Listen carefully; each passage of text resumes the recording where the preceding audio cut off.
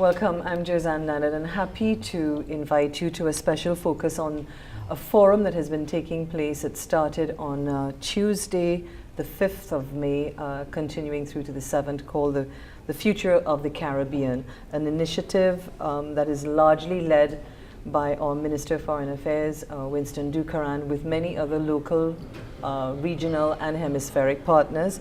And also, so Minister Dookeran is here with me, along with Sir Hilary Beckles, who's the Vice-Chancellor of the University of the West Indies Cave Hill campus, and Dr. Didacus Jules, who is the Director General of the Organization of Eastern Caribbean States, OECS. And we're going to be very, very short on ceremony and jump right in, because we just want to capture in the half hour that we have some of the takeaways, or maybe some of the thinking behind and some of the takeaways for us, because it's been a very packed 2 days. So I'll go with you first, Minister. Well, let me at the outset say that this is an initiative of the government of Trinidad and Tobago. The Honorable Prime Minister Kamla Prasad Bisesa mandated that we look at the future of the region in order to design a new architecture for its growth and development. I believe the last 2 days has been exceptionally successful in having open, transparent discussion on several issues. And we hope that this conference will not only respond to the sense of dismay that some people feel in the Caribbean. And let me say at the outset, I sense that dismay is not based on solid foundations. I think there's a lot that we have achieved in the region, and we need to build upon it to go into another phase of our development. So I believe we have been able to achieve a fair amount of that, and we hope that the architecture that will be determined over the next day as well as the last 2 days will allow us to shape a new agenda for research and scholarship, and new directions for policy change, and in the end to identify those areas of advocacy that we need to pursue as a region, both within and without. And that is where we are headed. I'd like to very quickly, and please feel very free that we make it interactive, it will flow very nicely. And I want to ask both of you, Dr. Jules and Sir Hilary. You know, a lot of venting took place in the last 2 days, but just following on from Minister Dookeran's opening statement, if you like, here, that we have much to build on. I think part of what we need to do is to remind ourselves about what we have achieved, where we have come from, even as we are posed with all of these challenges that are not necessarily unique to the Caribbean or CARIFORUM region. So, Hilary? Yeah, I think the minister's perspective is correct, that what we have been trying to do in the last 100 years or so is to detach this region from the historical scaffold of colonialism, and to move our people into a different dispensation around the values that we respect: freedom, justice, liberty, equality for all, those values. We've had mixed results. In some areas we've done very well. In the last 50 years of the post-independence nation building, we've done well on some fronts. But in other areas we have not done very well at all. And we need to have a scientific assessment as to where we are in order to conceptualize what we recognize as the need for a second phase. Now, we know a number of things. We know that poverty is increasing in this region. This is a very, very serious concern. There is tremendous anxiety about the development of wealth and the extent to which we can produce more wealth in order to underpin the objectives that we wish to achieve in other areas: social life, health, education, and so on. So we are concerned about that. But at the same time, the argument which has been raised is whether or not the younger generation are in a position to claim ownership of this next phase of development. Whether or not the anxiety of our generation about nation building and the commitment which we all had towards that project, how do we transfer that sense of excitement and creativity, and how do the young people see this process going forward? they have every reason to imagine the Caribbean differently to our generation. So it is an intergenerational conversation that is taking place as well. And in addition to that, there is clearly a consensus, which I've heard today, around the idea that the Caribbean is larger than we have designed it to be. The English-speaking region, the French-speaking region, the Spanish-speaking region, the Circum-Caribbean. We have 200 million people surrounding the Caribbean, within and surrounding the Caribbean Sea. Our development models have not taken that into full consideration as yet. We have still been focusing on the Commonwealth Caribbean in some instances. But imagining an economic strategic plan, a new paradigm that sees the Caribbean as a community of 200 million people, that changes the conversation altogether.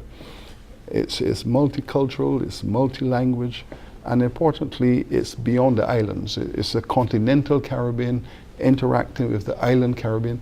All of this we now have to repackage and come up with a development strategy suited to the 21st century that sees the Caribbean much bigger than we have in the past. That is going to be an exciting challenge for the younger folks. Dr. Jules, I'd like to bring you in here because, of course, you are the Director General of the OECS, which in fact, in terms of the English-speaking Caribbean, and I think I heard references to, has now expanded to the neighboring French overseas territories. But here is Sir Hilary talking about broadening this, these notions of what constitutes the Caribbean from island states into nations, and that point was made today, and I think Minister Dookeran has been speaking to that as well. And here we have what has emerged in the last 10, 15 years, well, the journey that has birthed the Organization of Eastern Caribbean States, which is a region within this region that we have come to know as the Commonwealth Caribbean. How does that align with what Sir Hilary has just thrown out? Yeah, well, there's no contradiction here because I think it's well recognized that the OECS represents a more cohesive alignment of small states within the Caribbean. And part of that cohesion, I think, derives from the fact that because we are the smaller cousins in the region, it is easier to find consensus. And there are distinctions between the smaller islands and the bigger countries that, in economics and size, demographics and so on, that make it easier to work with that degree of consensus. I think that one of the distinguishing things about this conference for me is that we've had visioning conferences before and so on. In most cases, if my memory serves me right, they've been initiated by multilaterals, the World Bank, IADB, or whoever. But I think this is the first time in recent times that a Caribbean government has taken the step to initiate this dialogue. And a lot of the venting that happened in the last couple of days, I think, happens because it is an opportunity to ventilate our views. There's a lot of frustration in the Caribbean, I've found, but there's also a lot of expectation and hope, and people are anxious to have their say. If anything has come out for me from today's session, which is what I attended, is the fact that this can only be the beginning of a much longer conversation that needs to happen. But more than a conversation, a call to action and a shaping of energy towards the realization of things. I can't remember who it was, but there was a guy who said that the smartest person in any room is the room. And I think we are at the point where we need to start crowdsourcing the solutions for the Caribbean. It's also, what is very different to is the era in which we live. And Sir Hilary is right. We do need to share that wider identity. We need to move on a much broader front. But even so, there is need within the geographic space, within the social space, within the political space, to begin to look at different constituencies that need to be consolidated. And I think the question we need to be asking ourselves is not one of differentiation between, say, the OECS and CARICOM or the smaller or larger countries, but how can we, as far as I'm concerned, my responsibility as Director General of the OECS is to ensure that I'm able to help the OECS states to arrive at a point of consolidation where we can more meaningfully participate in the wider regional construct, and our voices can be heard with assurance. What we have to recognize, this is a very different global era, and the professor who spoke about the multipolarities, the change in the global configuration is very correct.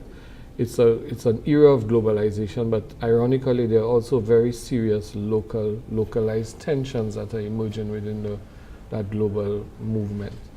And it's not, for us in the Caribbean, despite the achievements that Sir Hilary alluded to, it's not how much we've achieved in the past or how fast we are moving right now. It is how fast the rest of the world is going. It's like being part of a relay race. You can be running at peak form, but if the others are moving faster than you are actually falling behind.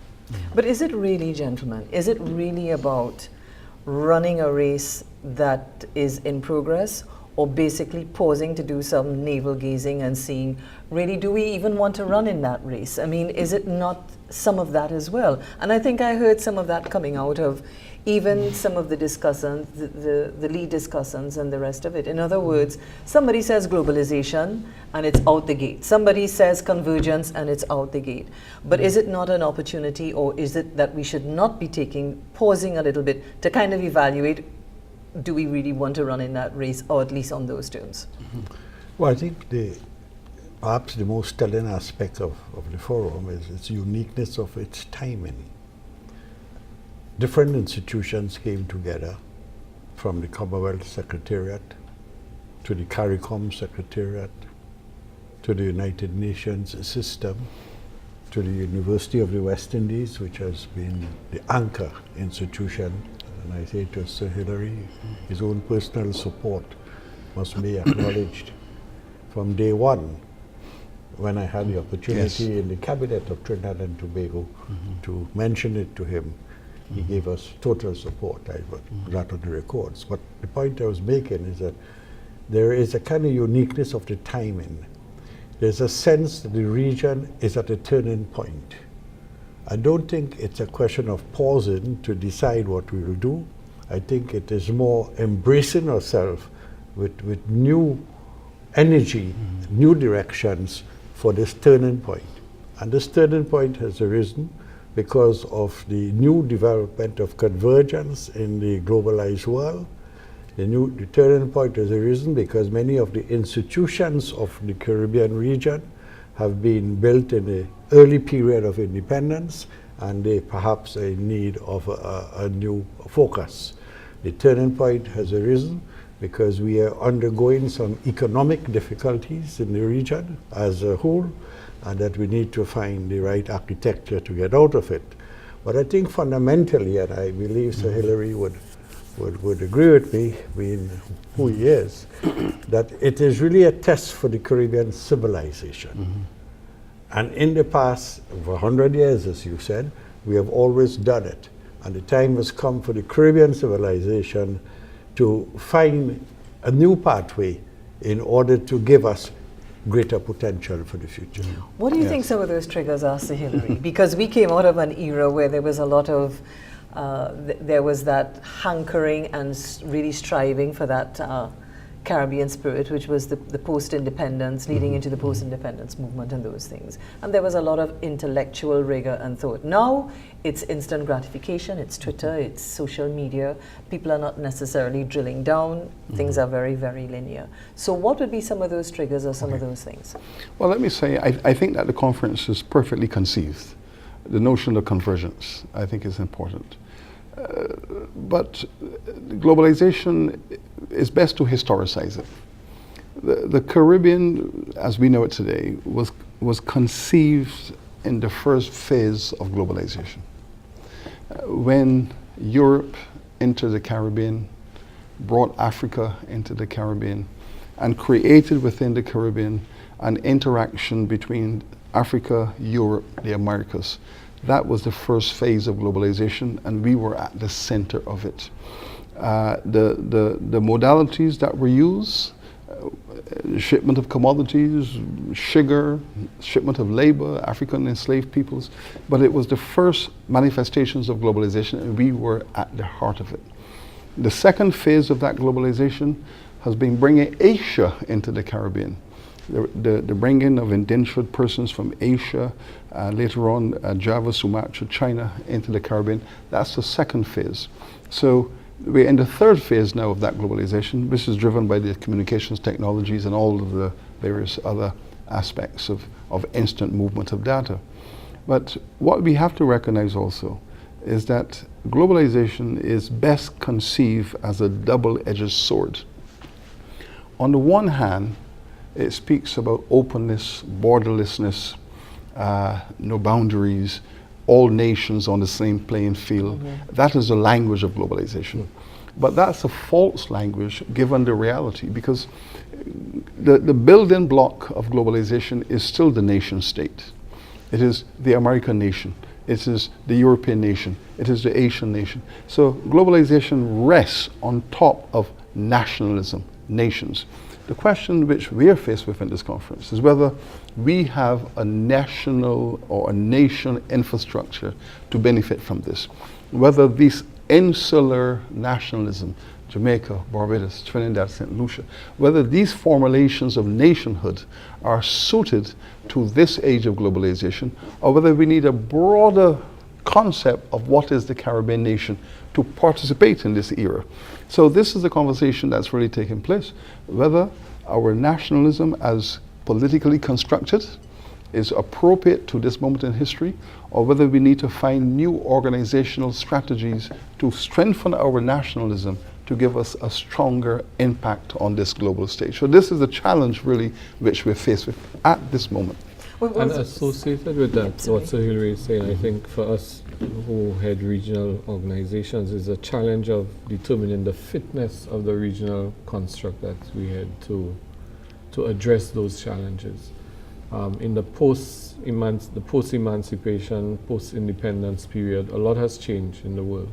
And we really need to ask ourselves whether the structures that we have inherited are adequate to the challenges of the time. I believe that we are at a moment in history in the Caribbean where there's need for a very radical restructuring of most of our institutions, both at the national level and especially at the regional level. Well, I think that's what I meant about navel gazing. If I add to that, let me say this, because what we're finding is that the politics of globalization and the economics of globalization are going in different directions. At the economic level, the reality out there is that it is strong nations versus weak nations, big nations versus small nations. And the competitiveness of trade policy, trade negotiations, and all of that, it is strong nationalism versus weak nationalisms. Some small nations might disappear. Nationalisms are looking to strengthen themselves. What we are absolutely concerned about, and as a university educator, this is paramount,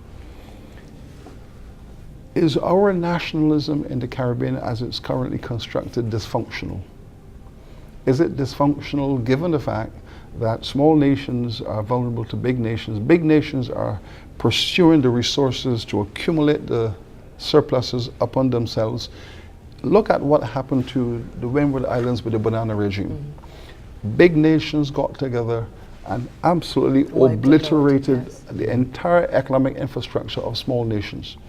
Now, this process we imagine is going to intensify. How are we going to strategically respond with a reformulation of our nationalism to give us some resistance to all of this and possibly a competitive advantage? This is the issue. The terms of our engagement with the world is really what we are also discussing. And the University of the West Indies, along with the government of Trinidad and Tobago, has established a diplomatic academy of the Caribbean, the purpose of which is to set the conditions for a new diplomatic policy of engagement. Mm-hmm. Engagement in the, as one of the professors said today, in terms of a multiplex system. So we have to embrace a policy of engagement, mm-hmm, as opposed to a policy of reaction. that some people seem to think we are obsessed with. That is not to say that we will deny what our vital interest is and will be, but we must now engage.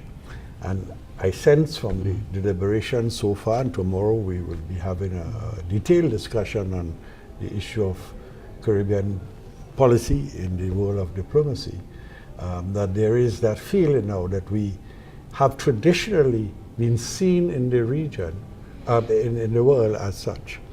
Let me just, on this issue, just make one further point. The Caribbean diplomacy in the world has grown over many centuries by distinguished diplomats. I, as Foreign Minister of Trinidad and Tobago, have been so